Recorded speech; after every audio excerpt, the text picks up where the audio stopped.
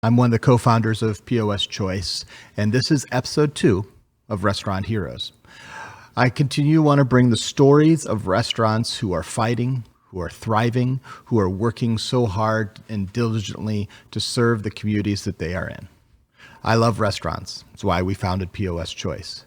And I don't like seeing the situations that our restaurants and you as restaurant operators have been put in. But I am amazed by the stories that I'm seeing, I'm hearing, I'm living in with some of the restaurants I'm able to go and help and support. And this is unprecedented times. But I want to encourage us, as all of us who are part of restaurant communities, no matter what part you serve, that we're restaurants need to keep fighting. We need to keep innovating.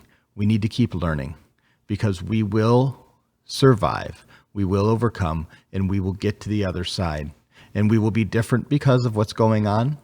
And I can't promise all of us will be in the same state. All of us will still exist, but we're going to do all that we can to celebrate the restaurant heroes that are all around us. And so tonight, I thought I'd just present a few of the restaurant stories that I've collected. And I just thought I'd break them up into a few different ways that I think kind of a few different sections of 4 different ideas I'm seeing people thrive during this time. So I'm going to talk about the 4 different things that people are getting. They're, sometimes people get feisty, sometimes people get excited. I think our restaurants are getting, well, let's just look at it here. I think we're getting practical. So what I mean by that is that we're starting to figure out what do our customers, not our merchants, really need. So maybe it's something like Dickey's Barbecue. Now I realize it's a multi-location, bigger restaurant, lots of services, but really franchises. And I liked what this one was doing. Order your queue and essential add-on items, including toilet paper rolls, paper towels, boxes of gloves, bottled water. We're getting practical. We're figuring out exactly what merchants need, and we're meeting that need. Or maybe we're being like Cooper's over here, who is their 3rd take and bake meals. This was just this past Saturday, where you could do whole pork tenderloins or it's spaghetti and meatballs, and you could actually serve 2 to 3 or 4 to 6 people, and you'd bring it home. See, these are things none of these restaurants were doing before. These weren't things that were part of our strategic plan, things that we were hoping or thinking we should do. No, we are getting practical. We're trying to figure out how to meet the needs of the customers that we have, the communities that we live in. And I like that. And I'm thankful for it. And I want to celebrate those who are doing it, because it's so important. It's so ideal for restaurants to thrive. What I want to do now is talk about, not only do we want to see that we want to be practical for sure, but you know what I'm seeing? I'm seeing something I've never seen in nearly a decade of working with different restaurants. I'm seeing the most collaboration that I've ever seen. Restaurants who are working together, who are coming up with ideas, and who are actually serving meals together. One that I saw was something, I'm based out of Indianapolis, Indiana. But I was recently in Tacoma, Washington, and I got to spend a wonderful day in Seattle. And my coworker and I, Robert, were walking around, and we were able to even go to this restaurant. We were able to go to Pike Place, and I remember very vividly, because Robert stood in the line for pierogi, and I stood in the line for Pike Place chowder. We got our pastries. We got some incredible chowder. I can't remember what we ate. A lot that day. Obviously, it was a good day. But what I'm seeing is you're seeing restaurants that are going together, that are serving and even figuring out how to do the delivery. And that is the things we have to do in order to survive and thrive during these times. We have to fight. We've got to fight for everything that we can. And that means that we've got to collaborate. We've got to figure out ways that we can do this together.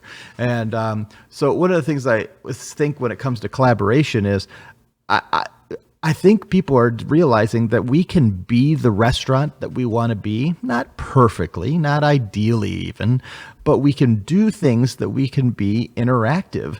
We don't have to just be a static restaurant. We can be the personality of the restaurant that we've always been. And we can't bring people in. We can't sit and listen to music or however your atmosphere was at your restaurant, but we can try to provide things our clients, our customers, our clientele really enjoy. And see, I've seen multiple ones like this where people are doing virtual indie nights, like the Aeronaut Brewery and just outside of Cambridge there in Somerville, who are doing digital indie trivia nights through Facebook. Or maybe it's the Traveler's Cellar Winery, who are actually just finishing up tonight doing a virtual wine tasting where they have multiple of their customers getting on and they're tasting that wine from the Traveler's Cellar and they're tasting a wine together. Or maybe it's the experience of getting that book delivered to you and doing curbside pickup for orders over the phone for when you're not just a cafe, but you're actually delivering books and doing a book sharing process and doing it remotely. We're seeing interaction like we've never seen before. And we're realizing that you don't have to be in the restaurant, in the physical location, at the tables, at the bar that you always are. And it's going to be wonderful when we're back there. And we're going to celebrate that too. But I want to celebrate those who are figuring out ways for our clientele, our customers to interact, to engage, to grow. And so I'm so thankful that we're seeing that. I can't wait to tell more of those stories. Lastly, tonight, I want to celebrate those restaurants who are being compassionate.